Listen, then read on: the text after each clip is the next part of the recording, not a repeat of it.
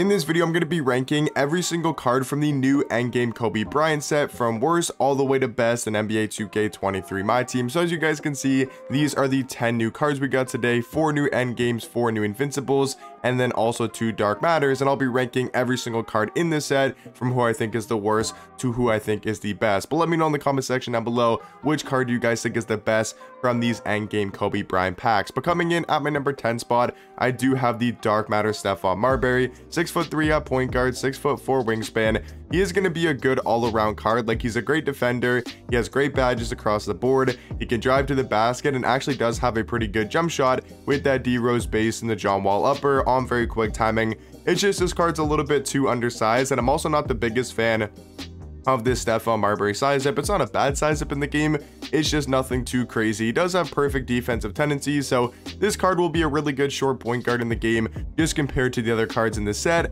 I do think he's going to be the worst at number 10. But at the number 9 spot is going to be the invincible Derrick Rose, another very short point guard, a very undersized point guard, and going to be very similar to a card like Stephon Marbury because they both have the same base being the D Rose, so their jump shots are going to feel very similar in game. But the nice thing about D Rose is he's got his own size up, which is one of the best in the game. He's also now got the tray escape, Dame behind the back, and also the tray fade, which is going to be a huge upgrade over his previous Dark Matter version. And then he's also got those Endgame dunk packages with the quick drop soft one and the front clutches, but then he's also got those crazy dunk packages in between, like the Zion Williamson, the Shaq, the Vince, the Ja, Ben Simmons, Dwight, MJ, Giannis. So this card's going to be amazing at slashing to the basket, just going to be a little bit undersized at point guard, so I do have him as the 9th best card in the Endgame Kobe Bryant set. But coming in at the number 8 spot, I'm actually going to go Manu Ginobili, which seems a little bit low for this card. He just really didn't get that big of an upgrade compared to his previous Dark Matter version.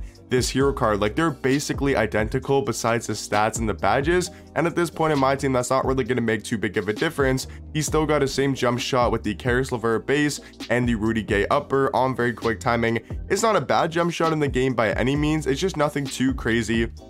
Like, he's still a good point guard. Like, I'm not going to sit here and say he's a bad point guard.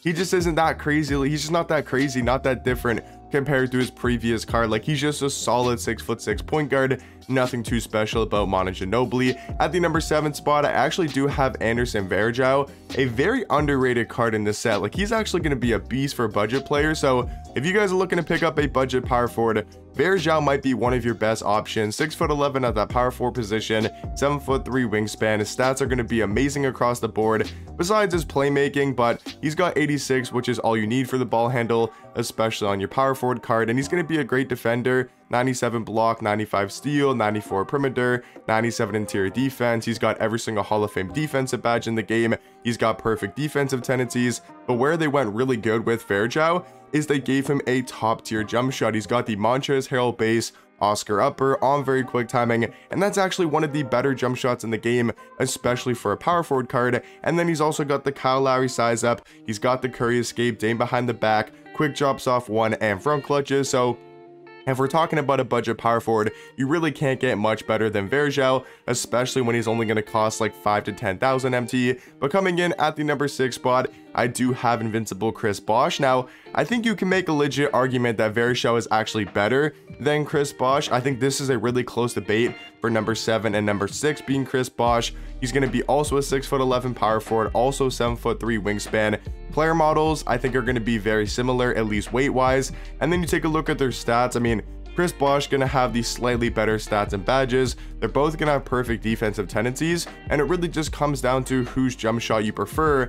Now that I'm thinking about it, guys, I honestly might give the slight edge to Varejao because I do think I think I'll like his jump shot a little bit more.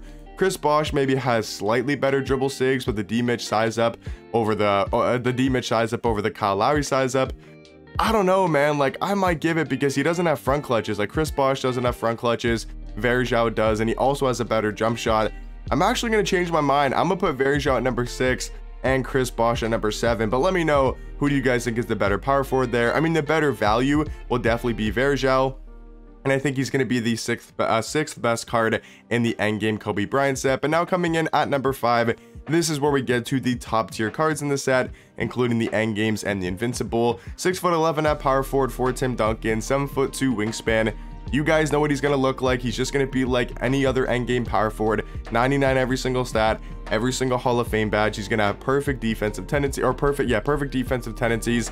And then that endgame jump shot, the KPJ base, Sadiq Bey upper on very quick timing, the trade fade. He's got all of the best dribble sigs, all of the best dunk packages.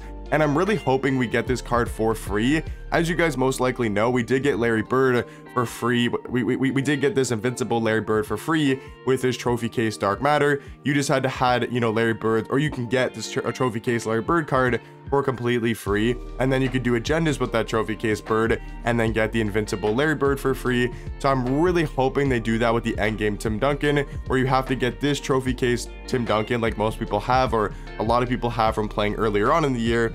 And then once you get this card, you can then do a couple challenges, couple easy agendas, and get the endgame Tim Duncan for completely free. I really hope 2K does that. It would be a big W for today, but just Tim Duncan as a card, I do think is going to be the 5th best card in this endgame Kobe Bryant set. At the number 4 spot, this is going to be the exact same card. I think these two cards are tied for number 3, endgame Kobe and endgame MJ. I'm not kidding when I say this. It's kind of like the Luka and Jimmy Butler situation. They're pretty much the exact same card. MJ's got, or Kobe's got, you know, 10 pounds on the weight, and that's it. Literally that's it, because they're both 6'6" at point guard, both 6'11" wingspan, obviously gonna have the same stats and badges, tendencies, and then also gonna have the exact same animations. So what's the difference between MJ and Kobe? Pretty much none, right? It's like 99.9% of each other. There might be a slight difference with like some defensive animations or just slashing animations, which I think MJ gets a little bit better animations going to the rim, but I think they're going to be the exact same card and will play identically in game. So I got Kobe and MJ pretty much tied for the number 3 spot. And then for number 2, I do have invincible Lamar Odom. I know a lot of people are saying he's the best card in the set, and I can definitely see why he's the best card in the set. 100%. I just think LeBron might be a little bit better, right? I got LeBron at number 1, and I'll quickly explain why. So I actually want to compare the cards because I do think it's close, and I think Lamar Odom might be a lot better for his price tag. But if we look at the card right side by side, LeBron's going to have the better player model in game, at least in my opinion. He's 6'9", so only an inch smaller than Lamar Odom, but then he's got an inch on the wingspan. So they're very similar player model wise, height, wingspan. That's going to be all pretty much the same. I would give this slight edge to LeBron just because of his size, and we know he has a really good player model. Stats are going to go to LeBron by 2, so they don't actually matter. Their stats are pretty much identical. Badge or tendencies also going to be the same, and once again, badges slightly go to LeBron, but I don't think that's going to make a difference. I mean, maybe brick wall will help or something like that, but the badges aren't going to mean anything. It just really comes down to the animations, and this comes down to preference, right? Because once we talk about animations and all of these cards have like kind of the same jump shots or all have these really good jump shots, it just kind of comes down to preference. But for me personally, even though I don't like the copy and pasted jump shot of the KPJ base and the Sadiq Bey upper, I don't like the fact that it's on every single endgame card in the game, but I will say I do like it more than Lamar Odom's jump shot with the Kuzma base and the Kobe upper. LeBron's also got the Trey fade, which is better than the normal fade. So jump shot wise and fade wise, I think LeBron's going to be better in that aspect, even though, like I said, I don't like the copy and paste. I don't like how it's super repetitive, that they just keep putting the same jump shot on every endgame card, but I still think it's going to be a better release. And then you take a look at the dribble sigs. Once again, very similar, but LeBron's got that Steve Francis size up compared to the Kyrie size up, and that's going to make a huge difference. Like the Steve Francis size up is a whole step above, or maybe even 2 or 3. Like it's a way better size up. He's also got the Russ moving cross, which is better than the MJ. He's got the Kawhi Leonard defensive stance, which is going to be a lot better than the Elite. So it's small things like that, but you kind of have to look at it when we're talking about these top tier endgame cards, or cards that are on the endgame level like Lamar Odom.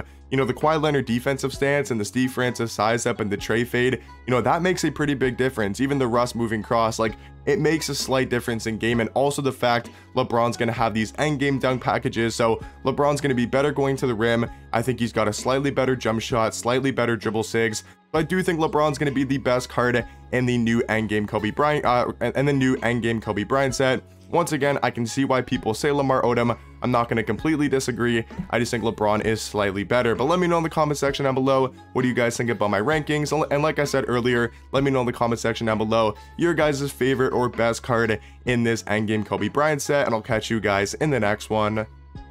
Peace.